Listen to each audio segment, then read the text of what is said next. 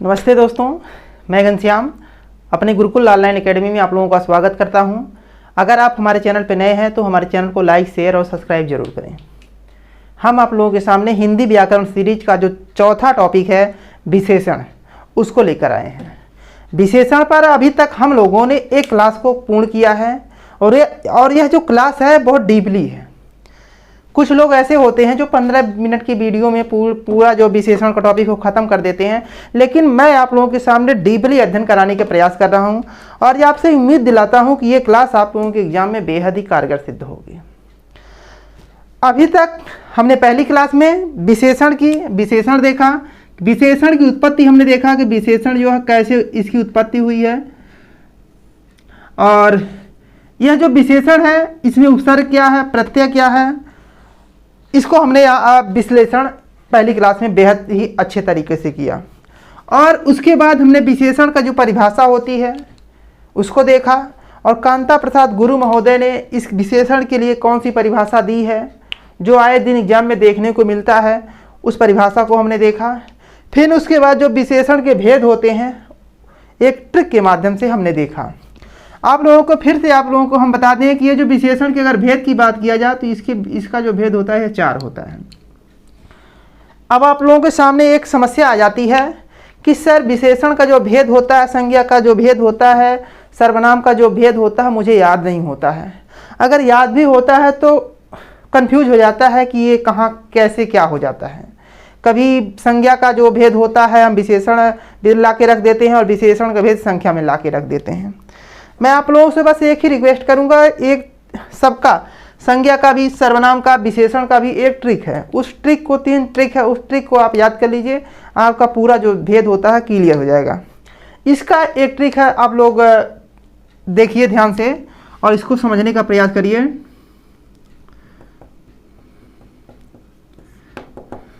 Trick है सर्वगुण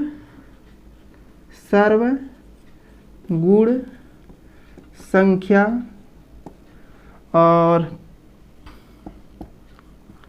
परिमाण दो। ये हमारा ट्रिक है। यह ट्रिक है सर्वगुण संख्या परिमाण दो। अब यहाँ लगाते हैं कि कैसे जो इसका जो विशेषण के भेद होते हैं कैसे निकल के सामने आएगा। तो आप लोग लिखिए, जो पहला होता है सर्व, तो इसका होगा सार्वनामिक विशेषण, और दूसरा होता है गुणवाचक विशेषण,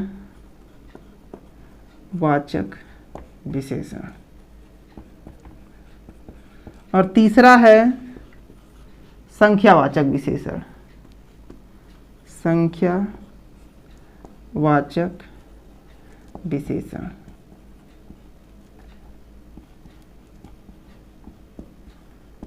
और चौथा होगा आपका परिमाणवाचक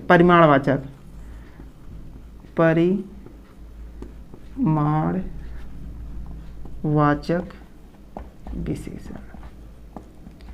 आप लोग इस ट्रिक को याद कर लीजिए, और यह जो ट्रिक है सेम जो विशेषण के जो भेद होते हैं इस पे आके फिट बैठती हैं।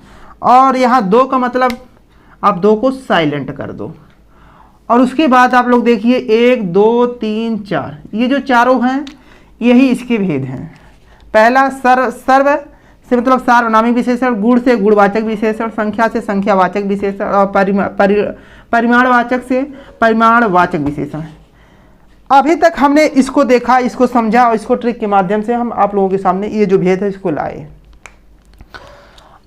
उसके बाद हमने गुणवाचक विशेषण होता है उसको हमने देखा कि गुणवाचक विशेषण क्या होता है। मतलब जब संज्ञा और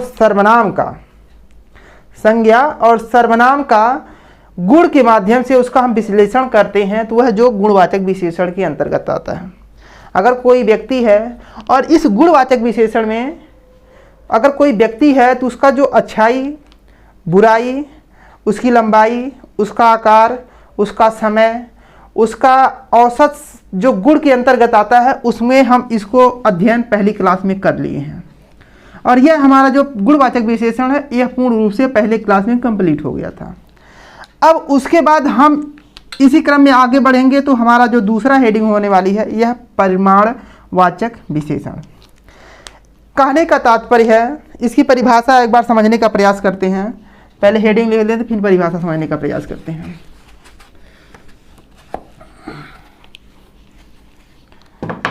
हेडिंग होगी दूसरा का परिमाणवाचक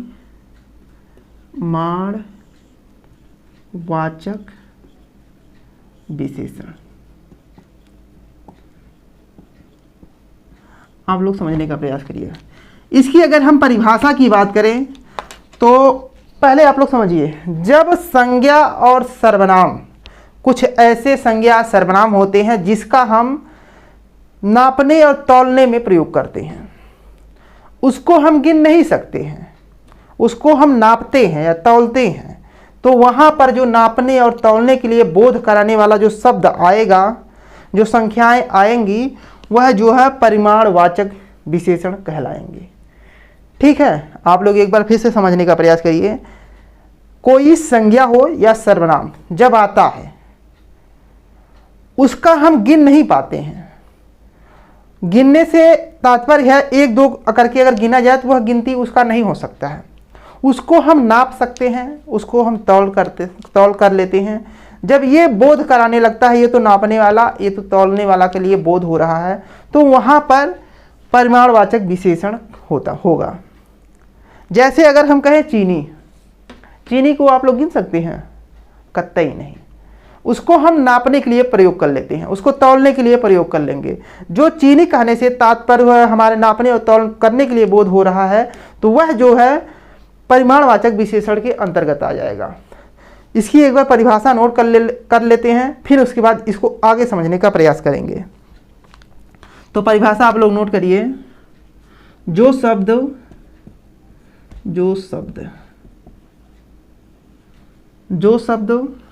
किसी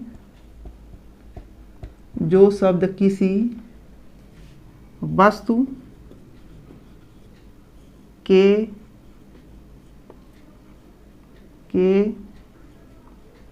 परिमाण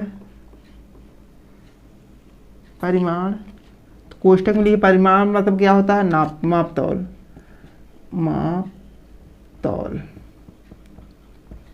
माप तौल का बोध कराता है उसे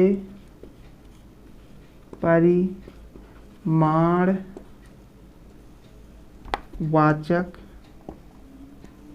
विशेषण कहते हैं। आप लोग ध्यान दीजिएगा, यही परिभाषा आप लोगों की जो संख्या का जो माप और तौल करने वाली वस्तुओं का बोध करवा रहा है, इससे आपका क्लियर हो जाएगा।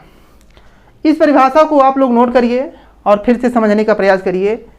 जो शब्द, कहने का तात्पर्य हमारा है, यहाँ पर जो परिभाषा कह रहा है जो शब्द, यह शब्द मतलब जो संज्ञाएं या सर्वनाम।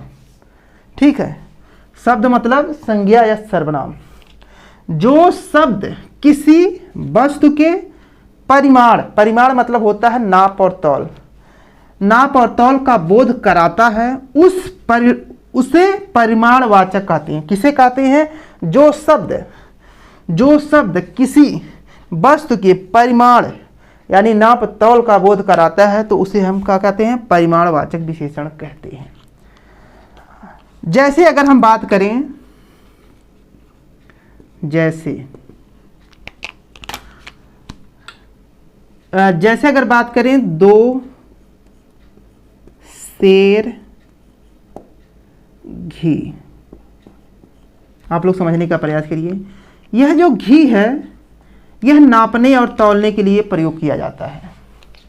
इसको घी को हम गिन नहीं सकते, संख्या में इसका हम डिवाइड नहीं कर सकते। इसे हम तौल सकते हैं, नाप सकते हैं। हमने कहा जो शब्द से हमारा तात्पर्य है संज्ञा सर्वनाम। जो शब्द किसी वस्तु के परिमाण नाप तौल का बोध कराता है उसे हम परिमाणवाचक विशेषण कहते हैं। यानी कि दो शेर जो कहने का तात्पर्य होगा, यह जो है इस घी को नापने और तौलने के प्रयोग में किया जा रहा है, इसीलिए दो शेर में परिमाणवाचक विशेषण होगा। एक बार फिर से दूसरा उदाहरण समझने का प्रयास करते हैं। जैसे होगा 20 मीटर कपड़ा। ये जो कपड़ा है ये संज्ञा है। संज्ञा जो शब्द किसी वस्तु के परिमाण यानी नाप तौल का बोध कराता है उसे क्या कहते हैं? परिमाणवाचक विशेषण कहते हैं। जो 20 मीटर है यह जो कपड़ा का नाप का बोध करवा रहा है, इसीलिए 20 मीटर में परिमाणवाचक विशेषण होगा।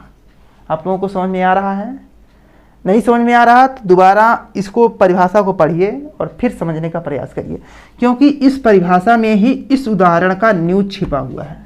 ये परिभाषा कहते हैं ना लोग, पहले नींव को मजबूत बनाइए, ऊपर जो है मकान अपने आप मजबूत होता चला जाएगा। ये जो परिभाषा है ना, ये पूरे इसका नींव है। यही अगर ये मजबूत है तो ये अपने आप आसान होता चला जाएगा। उसके बाद एक दूसरी परिभाषा है, उसको हम नोट कर लेते हैं। जैसे कहने का तात्पर्य है कोई संज्ञा हो, जब वह अनगिनत हो, उसका हम गिन ही नहीं सकते, लेकिन उसको हम नाप और तौल सकते हैं, तो वहाँ पर भी क्या होता है? परिमाणवाचक विशेषण होता है। तो हमारी दूसरी परिभाषा यही कहेगी, आप लोग नोट करिए। इसको हम मिटा रहे हैं, आप लोग स्क्रीनशॉट मारिए और दूसरा परिभाषा नोट करिए।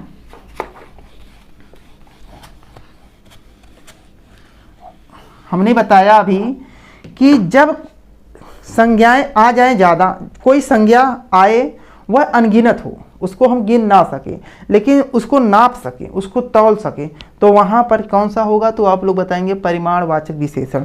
हमारी परिभाषा यही कह रही है। तो एक बार समझने का प्रयास करते हैं। अगणनीय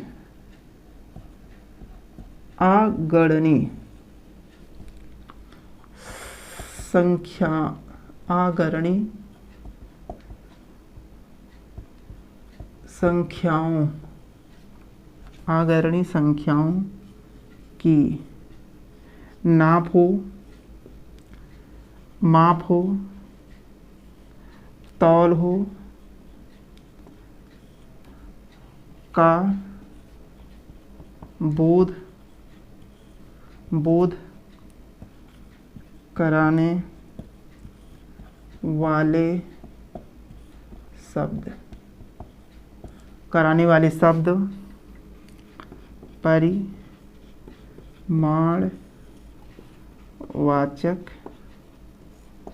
विशेषण कहते हैं। विशेषण कहते नहीं, कहलाते हैं। अब देखिए, आप लोग इसको समझने का फिर से प्रयास करिएगा। अगणनीय कोई संज्ञा ऐसी है जिसका हम गणना नहीं कर सकते हैं, जैसे कि चीनी। यह जो जातिवाचक संज्ञा का बोध करवा रहा है, इसको जो गणना उसका हम नहीं कर सकते, वह अगणनीय है। संख्याओं का वह नाप और तौल का बोध करवा रहा है, तो उसे हम किसके अंतर्गत रखते हैं? तो वह परिमाणवाचक विशेषण के अंतर्गत। परिभाषा हमारी यही कह रही है, अगणनीय संख्याओं का नाप, माप, तौल का बोध कराने वाले शब्द, जो शब्द का प्रयोग करते हैं, उन्हें हम परिमाणवाचक विशेषण कहते हैं। अब जैसे देखते हैं कौन कौन से ऐसे हैं जो अगणनीय हैं, माप तौल का बोध कराते हैं। जैसे 2 सेंटीमीटर वर्षा, 2 सेंटीमीटर वर्षा। ये जो वर्षा हुई है उसको हम नाप सकते हैं, माप सकते हैं। तो जैसे अगर वर्षा होती है तो हम बताएं यहाँ 5 सेंटीमीटर आज वर्षा हुई है, तो उसको हम माप सकते हैं। इसीलिए जो माप कराने के लिए प्रयोग किया जा रहा है 2 सेंटीमीटर, इसमें क्या होगा? परिमाणवाचक विशेषण होगा। उसके बाद एक और है, जैसे कि 20 मीटर कपड़ा। यहाँ जो कपड़ा का बोध करा रहा है 20 मीटर, मतलब कपड़ा को हम मापे हैं और वह जो कपड़ा है वह 20 मीटर है, और इस 20 मीटर में क्या होगा, परिमाणवाचक विशेषण होगा। एक और उदाहरण को समझिए, जैसे कि 10 केजी चीनी। चीनी तो इसको हम गिन नहीं सकते, यह जो संख्या में अनंत होती है, यह अनगिनत होती है, इसीलिए इसको हम गिन नहीं सकते हैं, तो इसको माप सकते हैं। इसीलिए मापने के लिए जो हम शब्द का प्रयोग कर रहे हैं, जो संख्याओं का प्रयोग कर रहे हैं, इसमें क्या नाम है, परिमाणवाचक विशेषण होगा। ये हमारा परिमाणवाचक विशेषण का जो परिभाषा थी, हमने उसको समझा और आपको ज़्यादा से ज़्यादा प्रयास किया समझाने के लिए। अब इसकी भेद की अगर हम बात करें कि परिमाणवाचक विशेषण के जो भेद होते हैं, इसको आप स्क्रीनशॉट मारिए तब आगे बढ़ते हैं।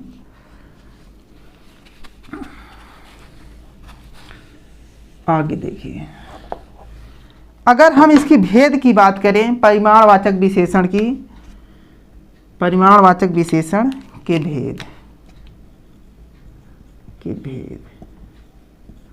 अब आप लोग नोट करिएगा, इसका जो है 2 भेद होता है। अब कैसे 2 भेद होगा उसको समझने का प्रयास करते हैं। जब कोई संज्ञा सर्वनाम आता है वह अनगिनत होता है, उसको हम गिन नहीं सकते हैं, तो उसको हम परिमाणवाचक विशेषण के अंतर्गत रख देते हैं। और जो शब्द बताते हैं कि यह जो है 2 लीटर या 5 लीटर या कुछ लीटर दूध है, पानी है, कुछ भी है, तो ये जो बता रहे हैं इसी में परिमाणवाचक विशेषण होता है। यह 2 प्रकार का होता है, एक निश्चित होता है, एक अनिश्चित होता है। निश्चित परिमाणवाचक विशेषण, जब संज्ञा या सर्वनाम का जब नापते हैं तो एक निश्चित माप आ जाता है। जैसे हम कहें कि 2 किलो चीनी, तो यह जो निश्चित का बोध करा रहा है, तो वह निश्चित परिमाणवाचक विशेषण के अंतर्गत आएगा। और एक होता है अनिश्चित। अनिश्चित को समझने से पहले आप लोग बेसिक समझने का प्रयास करिए कि जैसे कोई व्यक्ति मार्केट में गया और उसका दोस्त ये आधी बोरी उसको आम दिया, कहा हमारे बाग में आम बहुत ज़्यादा था, उसको हम आपके लिए तोड़े थे, आप इसको लीजिए और लेके जाइए घर। रास्ते में दूसरा उसका दोस्त मिला और उससे पूछा कि भाई ये आम कहाँ से लेकर आए हो, तो बताया मेरा दोस्त दिया है। तो कहा यह कितना किलो होगा, तो वह जो बता रहा है कि मतलब ये कितना पूछ रहा है, कितना किलो है, तो उसका दोस्त कह रहा है यार लगभग 10 किलो हो सकता है। ये जो लगभग के लिए प्रयोग किया जा रहा है, यह जो अनिश्चय का बोध करवा रहा है, इसीलिए वहाँ पर अनिश्चयवाचक जो विशेषण होता है। इसकी अगर भेद की हमने बात किया, यह 2 प्रकार के होते हैं। पहला जो होता है निश्चय होता है, तो आप लोग लिखेंगे निश्चय परिमाणवाचक विशेषण। और दूसरा जो होता है अनिश्चय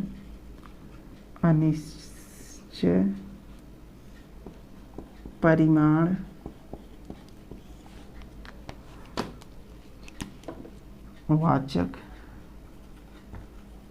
विशेषण।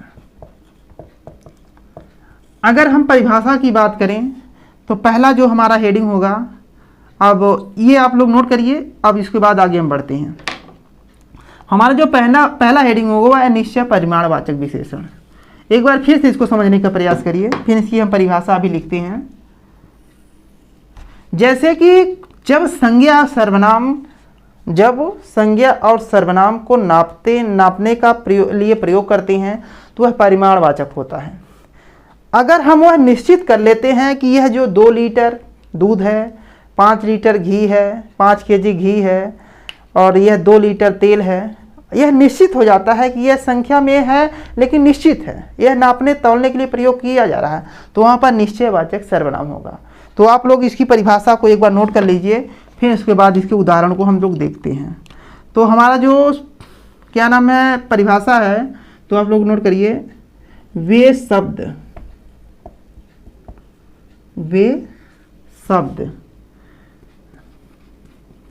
जिनसे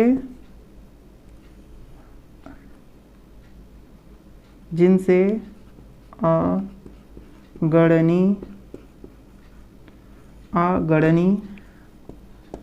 संज्ञाओं के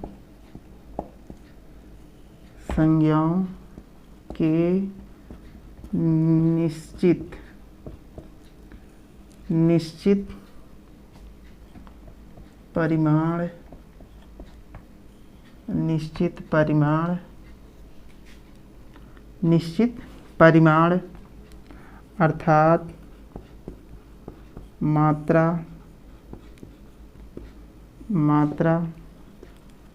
का बोध होता है उन्हें निश्चित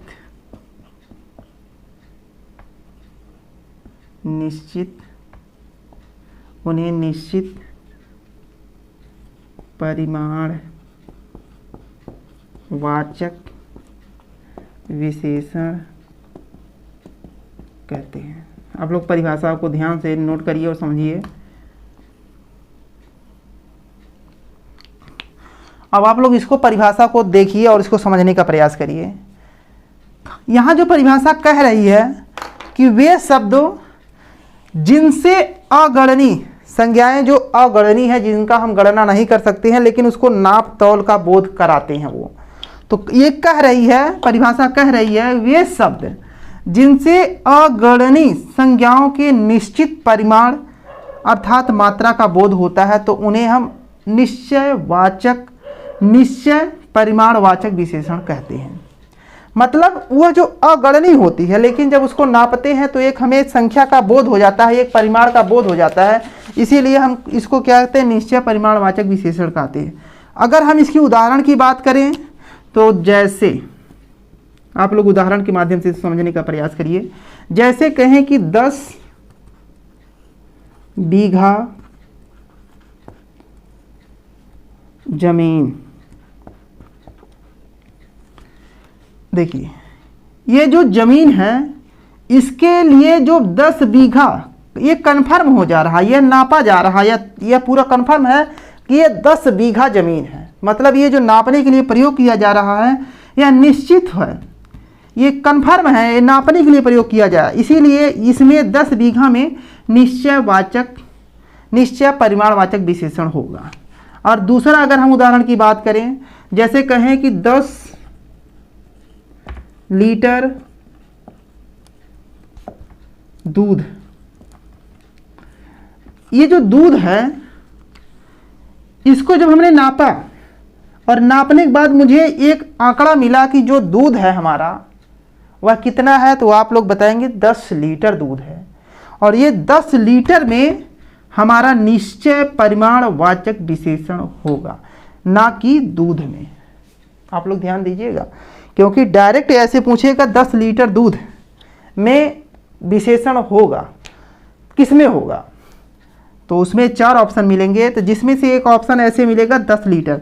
ये 10 लीटर में ये नापने और तौलने के लिए बोध करा रहा है, इसीलिए यहाँ पर निश्चय परिमाणवाचक विशेषण होगा।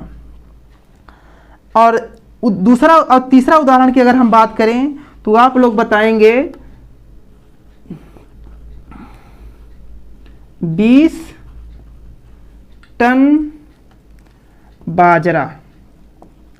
ये जो बाजरा है ये जब इसको नापा गया, तौला गया, तो एक हमें संख्या प्राप्त हुई, एक हमें परिमाण प्राप्त हुआ कि यह जो 20 टन है, और 20 टन में ही निश्चय परिमाणवाचक विशेषण होगा।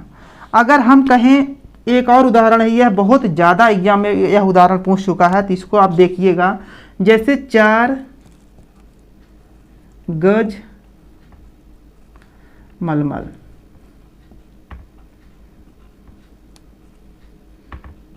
का सीधे डायरेक्ट यही उदाहरण 2-3 एग्जाम में हमने देखा, और बहुत ही बार ये एग्जाम पे सीधे ऐसे ला के रख देता है और पूछता है कि 4 गज मलमल में जो विशेषण के भेद हैं किसके अंतर्गत आएगा, तो आप लोग बताएंगे यह परिमाणवाचक विशेषण के अंतर्गत आएगा। अगर इसके भेद की बात करें तो किसके अंतर्गत आएगा, तो आप लोग बताएंगे निश्चित है, यह 4 गज जो है यह निश्चय का बोध करा रहा है, इसीलिए जो यह निश्चय परिमाणवाचक विशेषण के अंतर्गत आएगा। ठीक है, जैसे अगर कहें, अगर मिठाई कहने से अगर उसके एक परिमाण का बोध हो रहा है, जैसे कहें 1 किलो मिठाई, यहाँ जो 1 किलो जो मिठाई है एक परिमाण का नापने और तौलने के लिए जो प्रयोग किया जा रहा है, और एक संख्या जो हमें प्राप्त हो रही है, एक परिमाण जो हमें प्राप्त हो रहा है, उसी में क्या नाम है, निश्चय परिमाणवाचक विशेषण होगा। यह जो हमारा परिमाणवाचक विशेषण का हमने पहला भेद में पहला देखा निश्चय परिमाणवाचक विशेषण। अब हम देखते हैं अनिश्चय परिमाणवाचक विशेषण, तो हम इसको मिटा रहे हैं, आगे देखते हैं।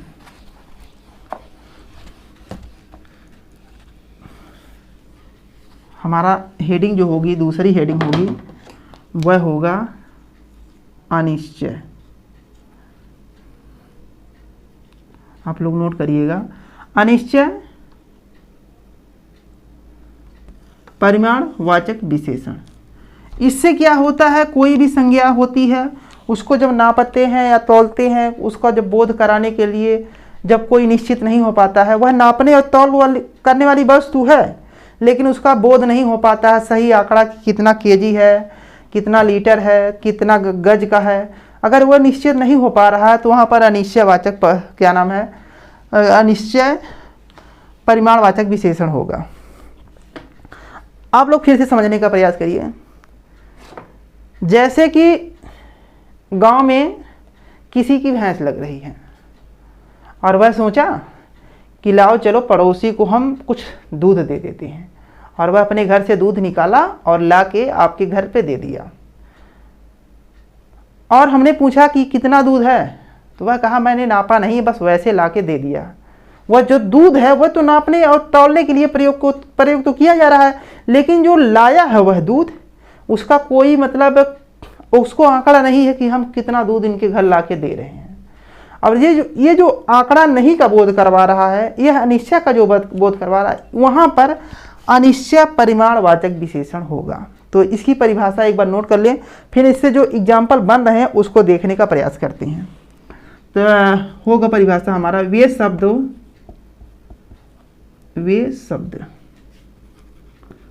जो अगणनीय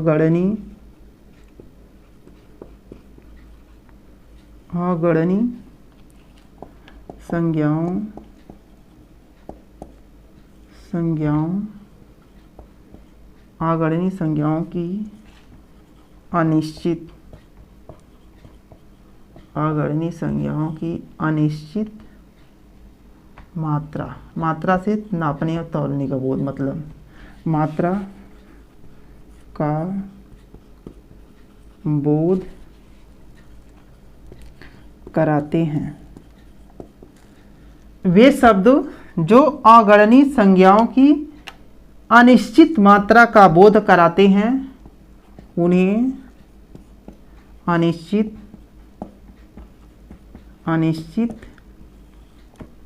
परिमाणवाचक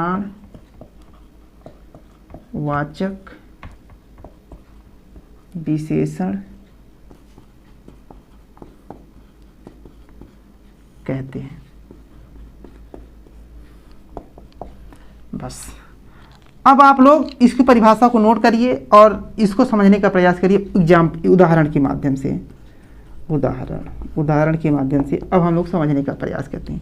जैसे अगर हम कहें पानी, यह जो पानी कहने से हमारा जो तात्पर्य है यह संज्ञा है, पानी संज्ञा है। अगर हम इस पानी को अगर कहें 4 लीटर पानी, तब यह जो पानी निश्चित है कि यह जो 4 लीटर है, तो वह जो निश्चय परिमाणवाचक विशेषण में जाएगा। लेकिन अगर हम कहें कुछ पानी, यहाँ कुछ कहने से यह जो पानी है यह इसका एग्जैक्ट लीटर या केजी का बोध नहीं करवा रहा है। इसीलिए कुछ लीटर में यहाँ पर जो कुछ आएगा इसमें अनिश्चय परिमाणवाचक विशेषण होगा। अब दूसरा हम एग्जाम्पल समझते हैं, जैसे कि बहुत धन।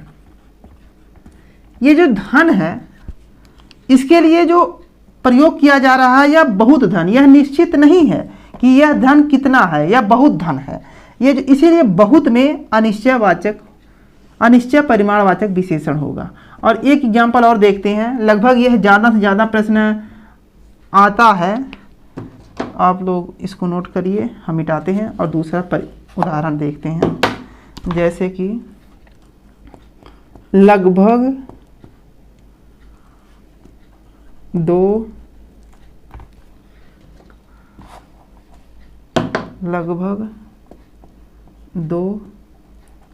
मीटर कपड़ा। आप लोग समझने का प्रयास करिए।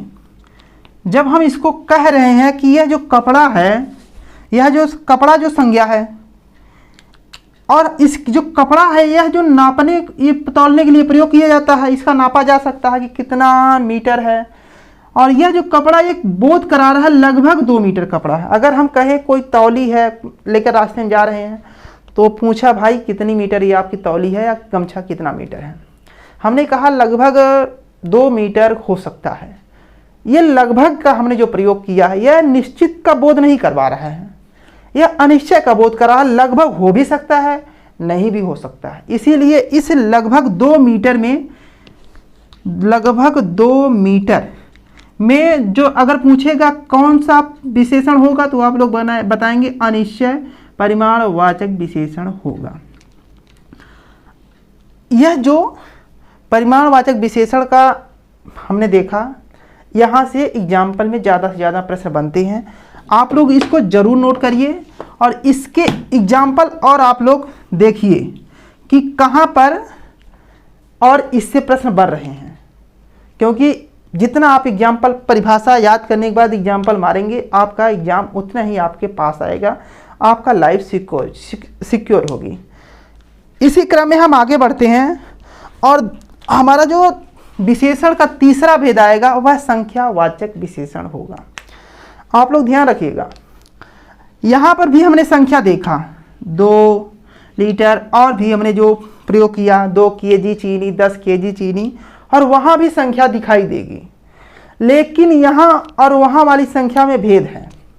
वह जो संख्या दिखाई देगी वह गिनने के लिए प्रयोग किया जाएगा, और यहाँ जो संख्या दिखाई दे रही वह नापने या तौल करने के लिए प्रयोग किया जा रहा है।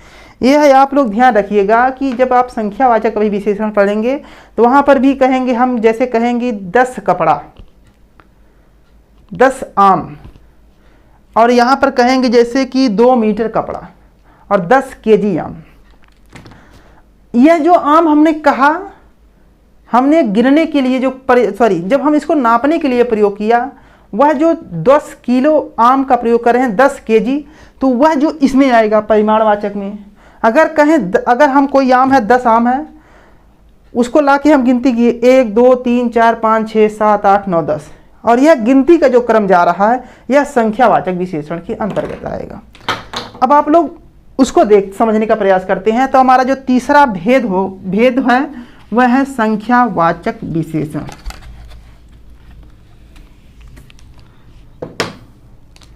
तीसरा आप लोग नोट करिए, संख्यावाचक विशेषण।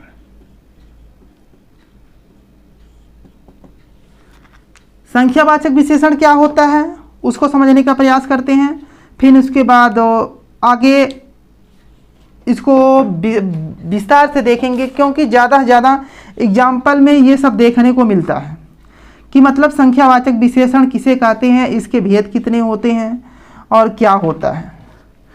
तो हमारा जो संज्ञा होता है, सर्वनाम होता है, अगर वह संज्ञा और सर्वनाम गिनने के प्रयोग में लाया जाता है तो वहाँ पर संख्यावाचक विशेषण होगा। एक परिभाषा है, इसको नोट करते हैं, फिर उसके बाद आगे समझने का प्रयास करते हैं। जैसे वे शब्द, वे शब्द या संख्याएं, वे शब्द जो गणनी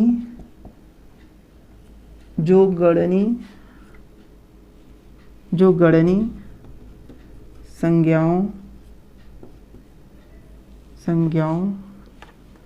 की संख्यात्मक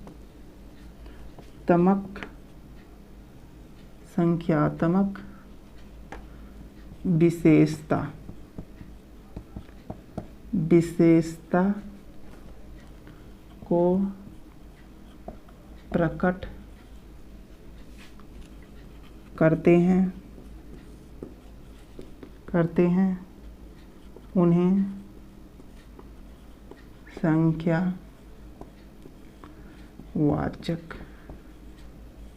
विशेषण कहते हैं। आप लोग अब समझने का प्रयास करिएगा।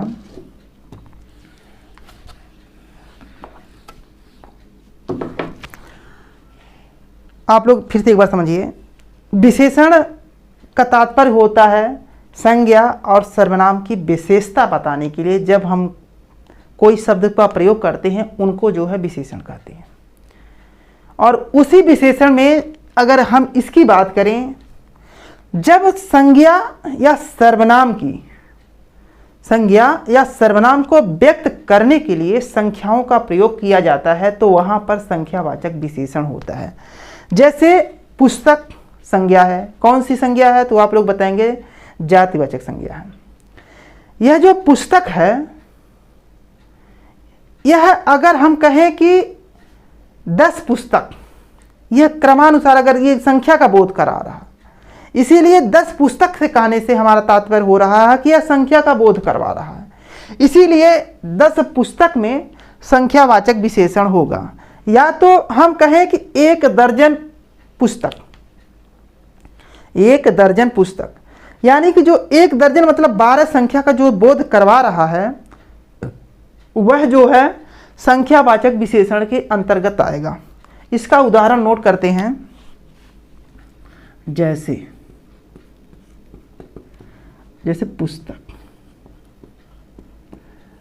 पुस्तकें, अगर ये जो पुस्तकें हैं या पुस्तक हैं, इसके लिए जो प्रयोग होने वाली संख्या है वह जो है संख्यावाचक विशेषण के अंतर्गत जाएगा। तो कौन सी ऐसी संख्याएं जो पुस्तकों के प्रयोग करने के लिए लाई जाती हैं? आप लोग बताएंगे 1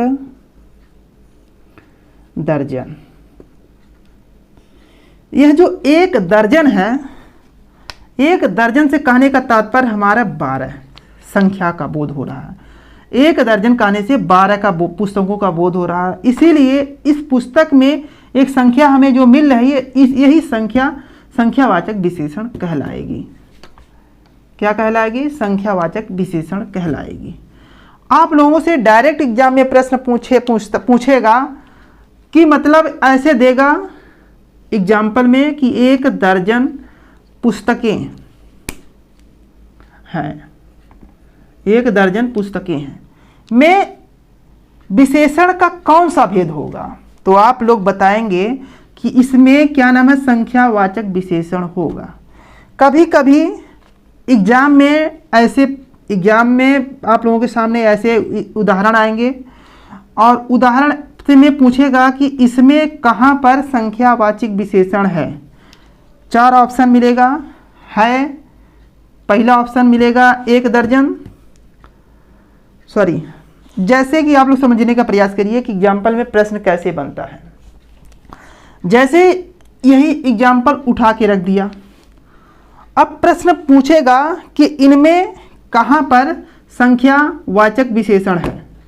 4 ऑप्शन रहेगा, पहले में रहेगा 1, दूसरा में रहेगा दर्जन, तीसरे में रहेगा पुस्तक और चौथे में रहेगा 1 दर्जन। तो यह जो 1 दर्जन दोनों मतलब संख्याएं एक साथ आ रही हैं, 1 दर्जन कहने का तात्पर्य है 12। ये इस 1 दर्जन में क्या नाम है, संख्यावाचक विशेषण होगा। जहां पर यह विकल्प आप लोगों के सामने नजर आए वह विकल्प सही होगा। तो आप लोगों से निवेदन है कि आप लोग ज़्यादा से ज़्यादा इसको समझने का प्रयास करिए। और देखिए दूसरा उदाहरण कैसे बनेगा उसको हम देखते हैं। जैसे कहें कमरा, या कमरे, सॉरी, जैसे कहें 20 कमरे। यह जो कमरे हैं इसका बोध करा रहा एक संख्या के माध्यम से 20। अभी आप लोग ध्यान रखिएगा, वहाँ भी संख्या आ रही थी, यहाँ भी संख्या आ रही है, लेकिन यह जो गिनती के पर्पज से आ रही है वह जो केजी के पर्पज से आ रहा, नापने तौलने के पर्पज से आ रहा, इसीलिए यहाँ पर संख्या का बोध हो रहा, वहाँ पर क्या नाम है, परिमाण का बोध होगा। ध्यान रखिएगा, दो दो जगह संख्या आएगी तो आप लोग कन्फ्यूजन मत होइएगा, क्योंकि थोड़ा सा अगर आप कन्फ्यूजन होंगे तो आपका प्रश्न गलत हो जाएगा। ठीक है, यह जो कमरे कहने से 20 कमरा यानी 20 संख्या का बोध जो हो रहा है, इस 20 में संख्यावाचक विशेषण होगा। जैसे हम कहें कि, जैसे अगर हम कहें कि 1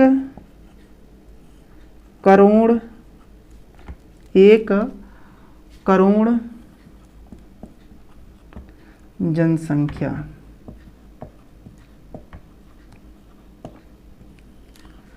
यह जो जनसंख्या है हमारी, यह 1 करोड़ है, यह गिनती के पर्पज से आ रहा, इसीलिए यहां पर संख्यावाचक विशेषण होगा। एक और परिभाषा है, उसको भी नोट कर लेते हैं। यह हो गया हो तो अब दूसरी परिभाषा है, उसको भी नोट कर लेते हैं। इसको मिटा रहे हैं और हमारा जो दूसरा परिभाषा है उसको भी नोट करते हैं, फिर इसके भेद के बारे में चर्चा करते हैं। देखिए, एक परिभाषा और उसको नोट करिए, जैसे कि जिन शब्दों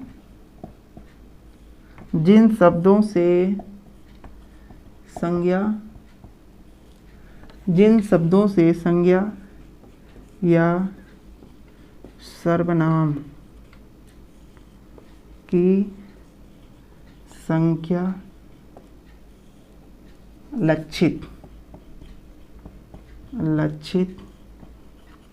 लक्षित होती है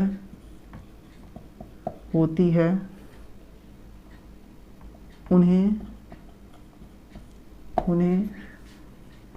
संख्यावाचक विशेषण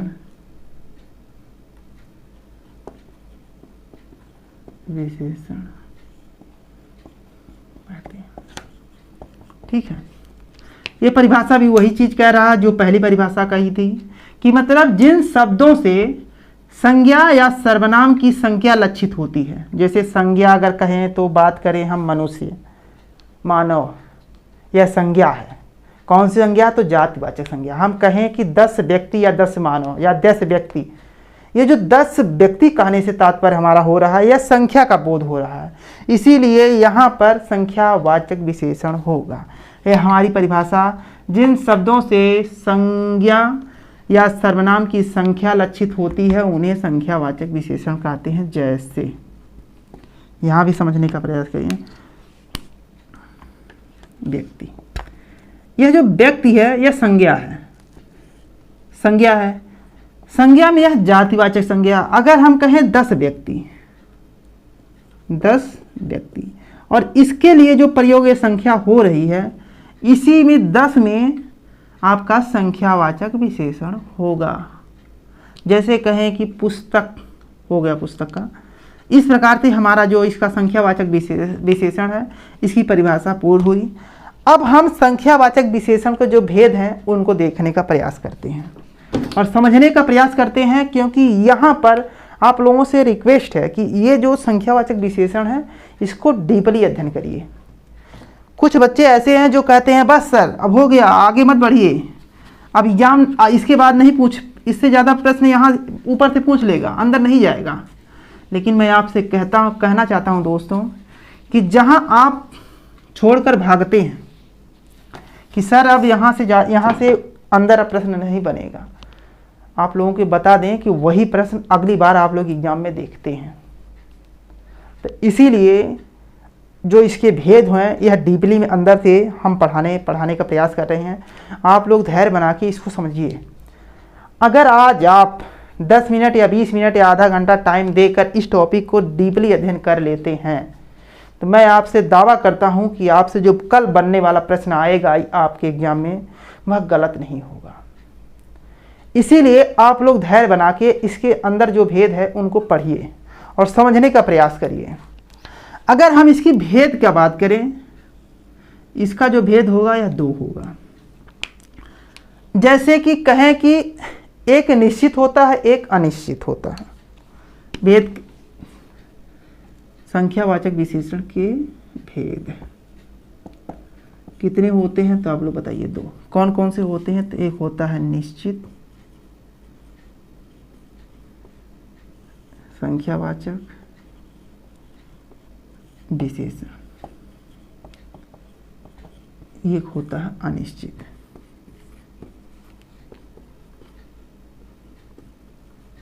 अनिश्चित संख्यावाचक